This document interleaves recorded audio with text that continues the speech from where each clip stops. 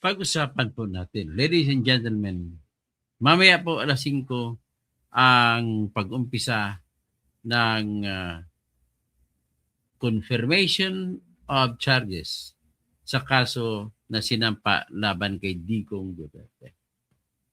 Alas 10 sa oras ng Diheg, pero alas 5 sa ating oras mamaya. Pero 30 minutes na delay. So, ibig sabihin ay what we see is not actually the real time.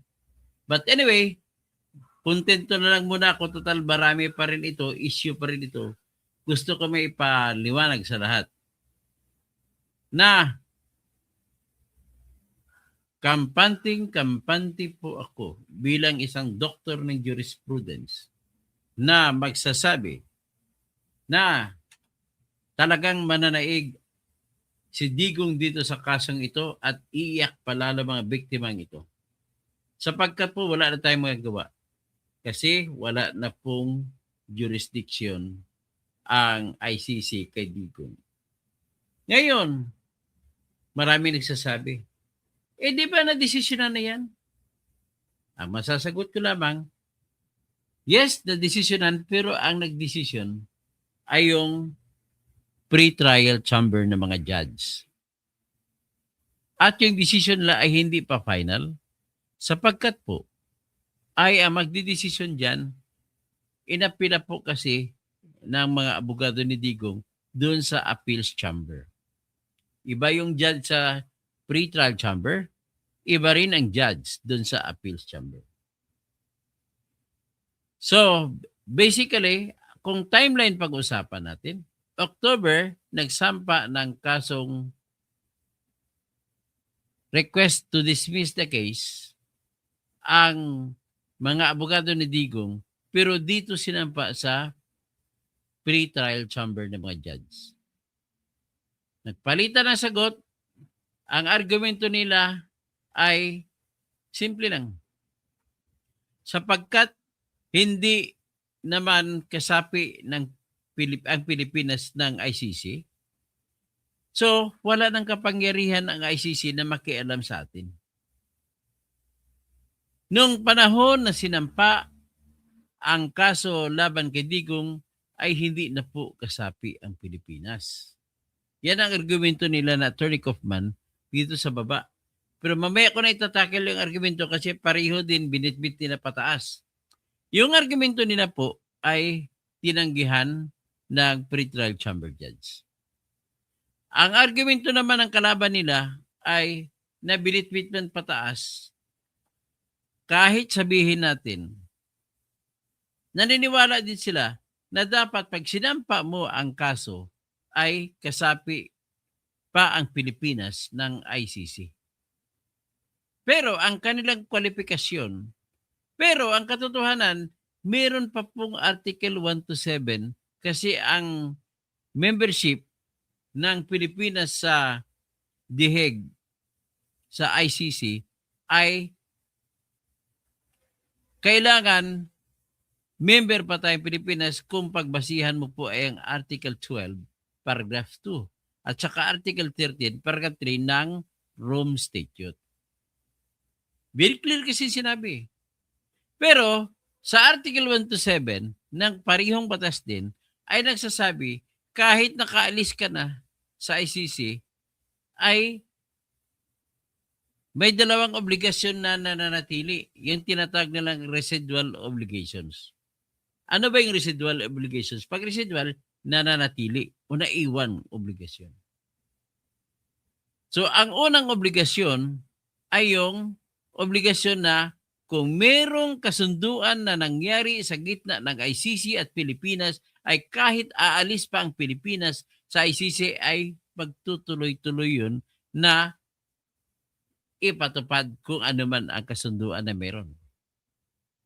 Ang tanong, meron ba kasunduan? Wala po. Okay. Sigurado din yan, wala. Next, may pang-apat na kondisyon doon na kung may anumang bagay na kinukonsidera na ng kasapi pang Pilipinas na nakonsidera na ng International Criminal Court bago tuluyan na alis ang Pilipinas, ay mananatili daw yun.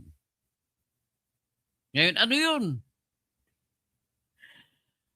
Yan yung preliminary examination na inanunsyo ni Fatou Bensouda na prosecutor ng ICC noong February 8, 2018. Nakasapi pa ang Pilipinas.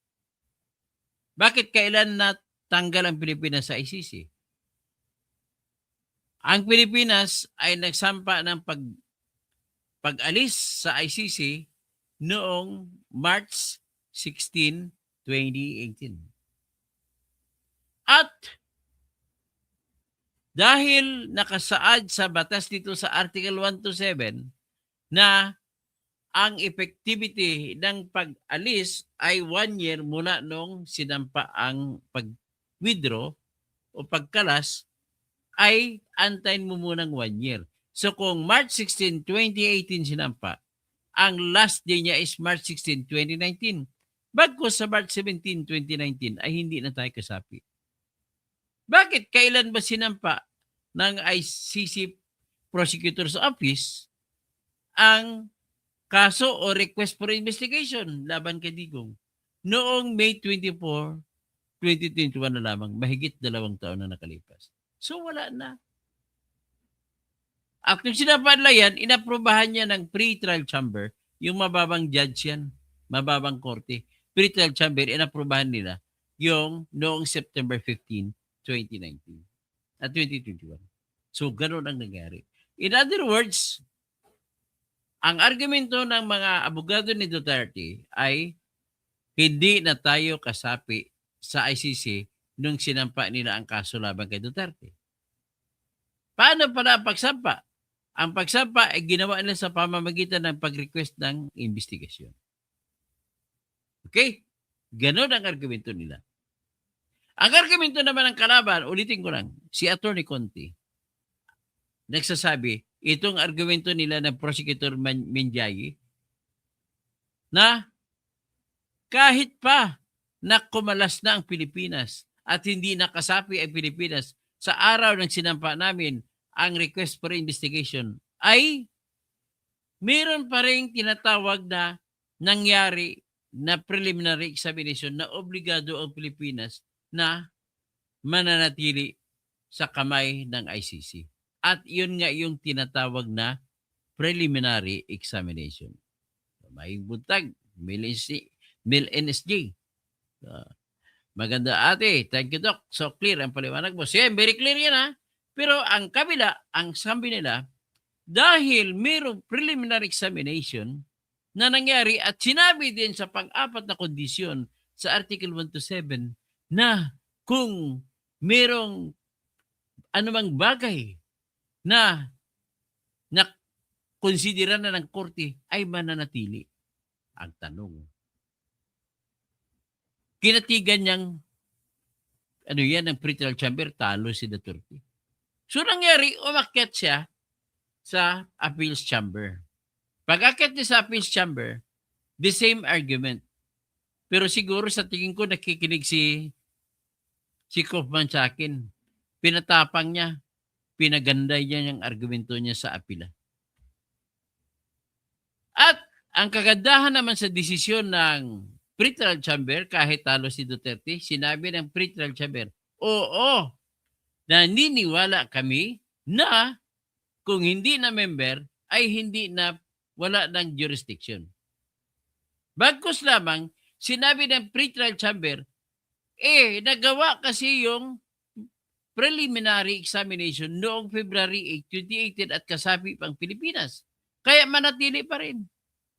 Ano ba yung preliminary examination na inanunsyo ni Fatou Bensouda noong February 8, 2018? Ito po yung resulta noong pagsumiti ni Trillanes at saka ni Atty. Jude Sabio kasama si Matubato, nagsumiti sila ng affidavit ni Matubato.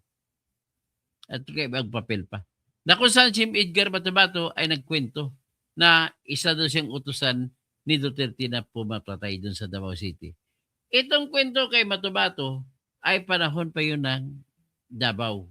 Mayor pa lang si Digong. Dahil dyan, sinabi ni Ben Sauda na mag-preliminary examination. So ngayon, ano ba yung preliminary examination? Alam mo, kung malakas ang ebidensya ni Matubato, hindi na dadaan sa preliminary examination yun. Didiretso na si Pato Ben Sauda mag-a-apply ng kaso. Magpapile na siya ng kaso, mag-request siya ng authority to investigate. Hindi siya nag-apply. Ibig sabihin, mahina. Sa tingin nila, mahina ang ebidensya na bitbit nila na Trillanes. Ganun ho, kasimple. So ngayon, bakit inabot pa hanggang 2021? Kasi matanda ninyo, October 2020 ay pumunta na sila sa Kanyas sa ICC. At tumistigo na siya. So, lumakas ngayon ang ebidensya nila dahil nadagdagan yung testimonya ni Matubato, nadagdagan ang testimonya ni Las Cañas. At ang kwento naman ni Las Cañas ay patungkol po sa patayan sa Davao. Hindi kasapi ang war on drugs. So, ito na ngayon may sitwasyon. Bakit hindi? Matanong kayo, bakit hindi kinagat ng prosecutor's office yung binigay nila na dokumento nila ni Trillanes? Mahina kasi. Bakit mahina? Di ba si Matubato, narinig nyo naman kung tumistigo? Inaamin niya na inutusan siya pamatay? Meron po kasing doktrina sa evidence na sinasabi, walang sinumang tao ang maitatali ng salita ng ibang tao. So, salita ni Matubato, hindi niya pwedeng itatali sa kanyang salita si Duterte. Kahit sabihin pa niya na ako inutusan niya. Bakit po? Kasi sa batas ng ebidensya, hindi po pwede na tataliin mo, gagamit mo laban kay Digong yung sinabi ni Matubato, kung hindi mo muna maipatunayan na magkakutsaba si Matubato at si Digong. Okay? So ngayon, paano mapatunayan na kakutsaba ni Matubato si Digong? Gagamit po ang utos po ng rules of evidence, batas ng ebidensya. Gagamit kayo ng hiwalay na ebidensya.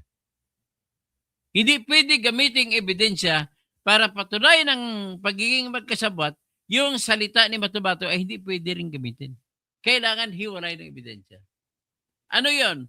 Maaring mga cellphone, text, na nagte-text lagi sa kanya si Duterte. Yan, pwede yun. Pero the fact na hindi kinagat ng ICC Prosecutor's Office ang ebidensya ni Matubato, ibig sabihin, ang tingin ng Prosecutor's Office ay mahina. Bakit naging mahina? Bukod sa kwento lamang yan ni Matubato, although naniwala ako totoo, ay kailangan pa rin ng ibang ebidensya na sabi ko na hiwalay na ebidensya para patunayan na kasabwat sila ni Digong Duterte. Ibig sabihin, walang ebidensya ganun. Okay? So ngayon, nang dumating si Las Cañas noong October 2020, saka palang lumakas, pero parihang testimonial evidence. Ganon din ang kay Las Cañas, hindi mo rin maggamit laban kay Digong kasi wala siyang bitbit na ibang ebidensya, salita lang niya. Wala siyang nabitbit na ibang ebidensya para patunayan na may kutsabahan sila ni Digong Duterte. See? O, ganun yan. So ngayon, nang ibig sabihin naman, dito natin makikita ang dahilan kung bakit ang tagal umaksyon ng ICC. Kasi kung may ebidensya siya, kagaya sa akin, abogado ako, pag may ebidensya ako, tira kagad. Pero the fact na April 2017, sinampa ni Trillanes ang affidavit ni Matubato. Tapos, February 8, 2018 na nagsabi si prosecutor Pato Ben Sauda, sige, mag-examine muna tayo.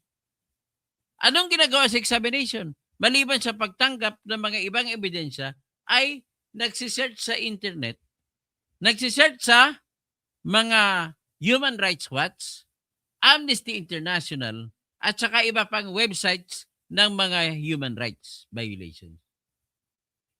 Yung gano'n ang ginagawa. Ibig sabihin, para lang po ng mga pulis ang ginagawa ng prosecutor's office sa panahon na yan. Naghahagilap ang pulis, maghihilap ng ebidensya. Pag kompleto ng ebidensya, saka na lang lalapit sa korte. Boss, kompleto na kami ebidensya. Hingi kami magsasampa kami ng kaso. Hingi kami ng authority to investigate further. At bakit kailangan i-investigate further? Kasi po, pag examination, hindi po sila basta-basta makakuha ng mga dokumento. Pero kung may authority na ng pre-trial chamber na may utos na, pwede na sila kayong makakasulat sa Supreme Court ng Pilipinas. Manghingi kami dyan ng kopya ng desisyon niyo tungkol sa mga drug war. Sa pulis, hingi sila. Sa PDEA, hingi sila. Ganun po yun. Hindi sila pwede manghingi ng ebidensya kung walang utos ng pre-trial chamber. So the fact na tumagal, sabi ko nga, kung tumagal, mahina ang ebidensya ni Bato-Bato. At nung dumating kay Las Cañas, iyon na lang, pinagsama ang kanilang testimonya, naging malakas. Kaya, nagsampa sila ng request na mag-imbestiga na noong May 24, 2021. So ngayon, ang argumento naman nito ni Kaufman, which is argumento ko rin, na kinukopya ko ni Kaufman, ay yung preliminary examination po ay hindi sapat na basihan para gamitin mo dahilan na magiging rason para meron pang jurisdiction ang ICC kay Duterte. Bakit? Kasi ang preliminary examination ay unilateral action lamang ng Office of the Prosecutor. Ang ibig sabihin po ng unilateral, siya lang ang nagbuot. Kung sa Bisaya pa, siya lang nagbuot. Wala siya na ng head sa pre-trial chamber. Hindi po siya humingi ng consent sa pre-trial chamber. Siya lang gumawa nito. Kaya hindi yan valid. So kung hindi valid, hindi ang kanyang hawak na ebidensya ay hindi mo pwede gamitin na mag-apply ng warrant of arrest. Ang gamitin mo lang ebidensya para mag-apply ka ng warrant of arrest, gagaya ng ginawa na noong February 10, nagsampa sila, 2025, laban kay Digong, nakuha nila sapagkat nakakuha na sila ng dokumento na sinumiti sa pre-trial chamber. Yan po ang nangyari. So ganon, nanatili yung argumento na hindi mo pwedeng isama na bilang dahilan para magkaroon ng jurisdiction ang ICC sa Pilipinas kung ang pag-usapan natin ay preliminary examination lamang na wala namang ginagawa diyan kundi nagsiserve sa internet. Walang ebidensya, walang certified copies. So ngayon, ano pa ang dahilan? Ang dahilan ay pag-jurisdiction sa criminal law ang pag-usapan. Ang nagbibigay niyang jurisdiction po ay batas. So kung batas ang nagbibigay ng jurisdiction, batas lamang ang hantayin natin. Hanapin natin, may batas pa ba nagsasabi sa Rome Statute na kung meron ng preliminary examination sa Pilipinas sa panahon na bago mag-withdraw, ay pwede na ba na malilitis ng ICC at mahatulan si Rodrigo Duterte? Ang sagot, wala pong batas. Kaya tumba yan. In the long run, matatalo yan, madidismiss ang kaso. Next, dahil binasura ng pre-trial chamber ang request ng mga ni Attorney Kaufman, ay umakyat sa ngayon sa appeals chamber. Malaki bang chance doon? Sinasabi ko, napakalaki. Bakit? 5 po ang judge sa appeals chamber. Sa 5 judge, 2 dyan ay bagong judge. Ang tatlo dating judge na. Noong dating judge ang humahawak, noong July 18, 2023, nagpalabas ng decision ang appeals chamber. Sinabi nila na tuloy ang investigasyon laban sa Pilipinas. Pero tatlo lang ang nagsasabi nun. Ang dalawang judge ng pangalan ay si Perin Libre Chambaut at saka si Gutsa Lord Kipanidsi ay nagdesisyon na wala ng jurisdiction ang ICC sa Pilipinas. Ganda, di ba? Kaya nga lang, sa ngayon nag-usap tayo, yung isa sa dalawang judge ay nagretiro na, si Perin Libre Chambaut. Isa na lang natirang judge at pinalitan na siya at may bagong judge. Ang bago dyan si Judge Tomo Akani. Si Tomo Akani po ay Haponesa. May isa pang judge, si Dimsum. Si Judge Dimsum. So, sana papanig si Judge Dimsum at saka si Judge Akani kay Judge Lord Kipanidsi para manalo si Digong. Yan ang usapan natin, yan ang isahan natin. Kasi si Carranza ay hindi na magdidesisyon. Nang dati ay sa kabila siya nagdesisyon. So, ganda no? Ganda ng chess. Pero, ang nangyari po, oy, Cheska, magandang hapon. Ang nangyari po, maganda ito. Bakit? Nung nagsampa ang abogado ni Duterte na si Don Jacobs,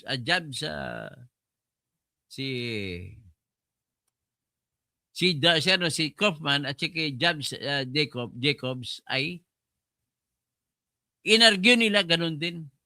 Pag-argue nila ay nagandahan ata yung appeals chamber. Imbis na magdesisyon ng appeals chamber sa loob ng 1 buwan at kalahati, ang ginawa ng appeals chamber ay inutusan ang kalaban ni Duterte ng mga prosecutor at yung mga Office of the Public Counsel for Victims. Inutusan sila na sumagot na mag-submit pa ng bagong posisyon sa kung ano ang masasabi nila sa Article 12, Paragraph 2 at Article 13, Paragraph C, ikumpara sa Article 1 to 7, Paragraph 2. Ganda! So ngayon, napilitan ngayon ang prosecutor mag-submit. At ang Office of the Public Counsel for Victims nag-submit din. Nag-submit din si Duterte. At doon sinabi niya, the fact na hindi ka makahingi ng warrant of arrest kung walang certified true copy na document, ibig sabihin, kailangan ay inaprobahan mo ng investigasyon kasi that is the only way for you to get certified copies. Kailangan may approval ng korte ng pretrial chamber ang investigasyon.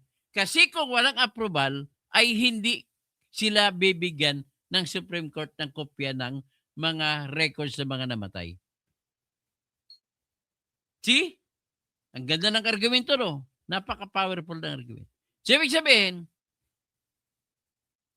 sa oras na darating magdesisyon ang appeals chamber, hiwalay na judge yun. Kumpara sa judge na naggumaganap ng confirmation hearing, hiwalay na judge yun. Hiwalay naman na judge yun kung saan sila nag-apila. So, I am hoping na pretty soon ay mailabas na yan. Pwede ngayon mangyari, ilabas, at pag nilabas ganyan, tigil ang hearing. Kasi mananalo sa Digong eh. So ngayon, isa lang indikasyon, bakit ang tagal makapag-desisyon ng appeals chamber ng ICC? Ibig sabihin po, natagalan sila dahil litong-lito sila kasi kung mabilisan, talo na kagad si Duterte. Tingnan mo lahat ng desisyon ng ICC appeals chamber. Sa ibang mga usapin, ang bilis. Pero pagdating sa jurisdiction na ito, since October 2025 pa, ay hindi pa nakapag-desisyon. At nakita nyo ang ibang desisyon ng appeals chamber, ang bilis. Wala pang ilang araw lang, meron na. Pero itong jurisdiction hanggang ngayon, wala pa silang decision. At nakalagay din yan, hindi po pwedeng kontrolin ang appeal chamber kung kailan sila mag-decision. Kaya I am hopeful, mamaya, balik tayo dito sa hearing mamaya, i-guide ko kayo, pero hopeful ako na sana,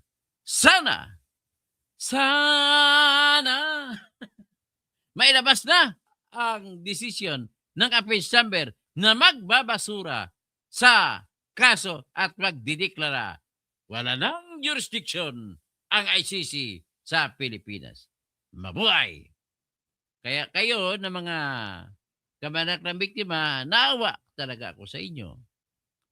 Kaya lang, ang problema natin is proseso ay proseso, batas ay batas. Merong tinatawag po, Kamsat Romel, na sa rights of the accused. Ninin, kapatid, may tinatag na rights of the accused. Kung sa Tagalog pa, mga karapatan ng akusado ay dapat respetuhin. Kagaya ng murder suspect sa Pilipinas.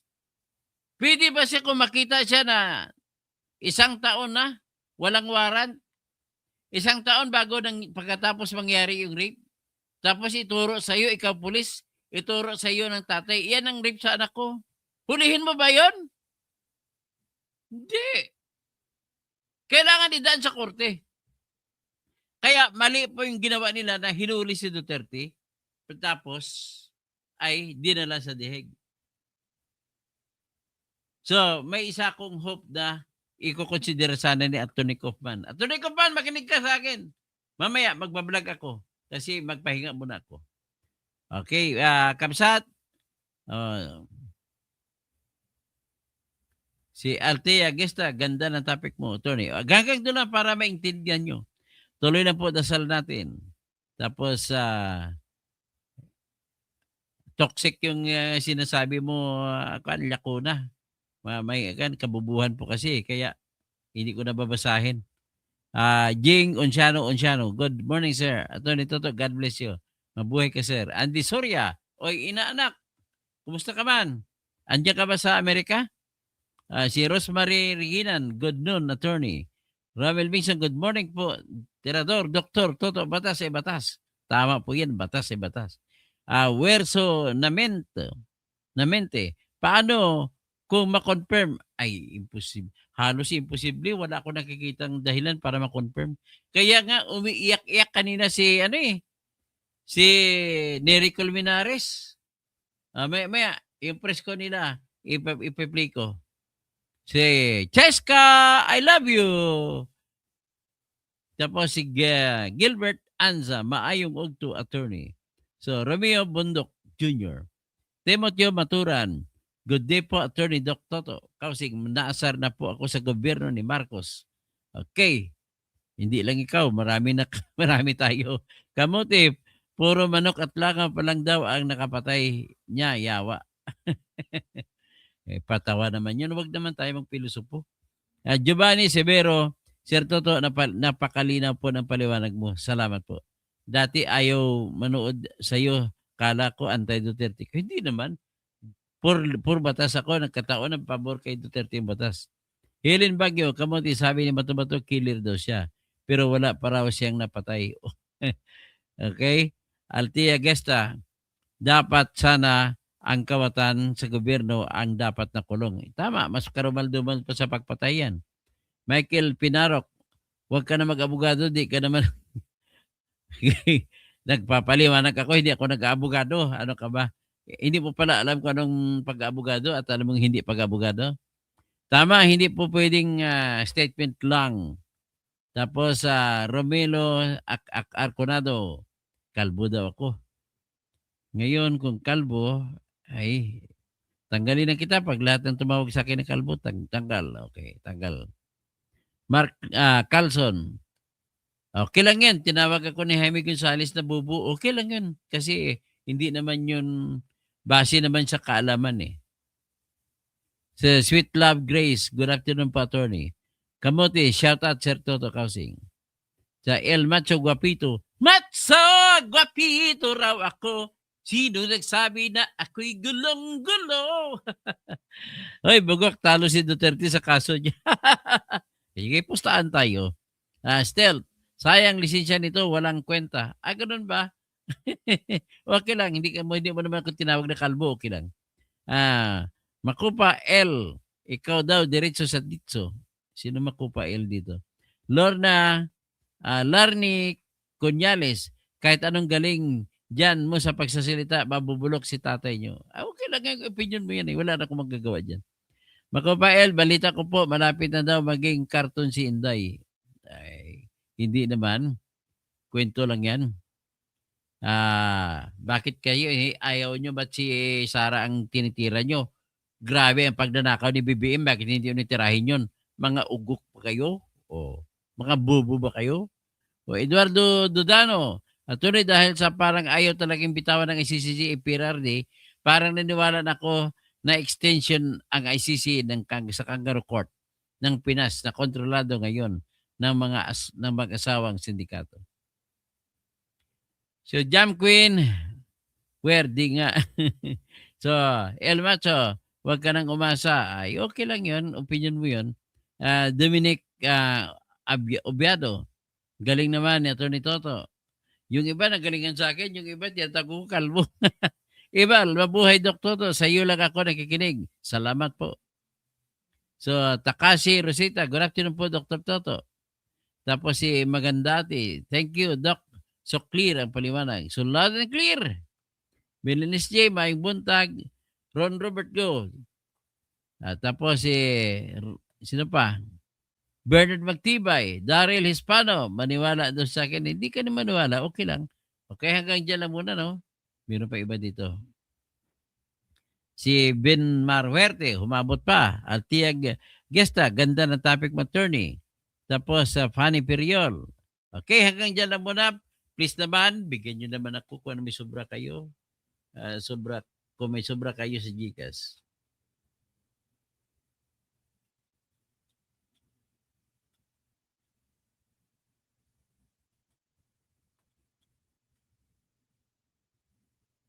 Bigyan nyo lang ako kung meron na nga. Wag kung wala.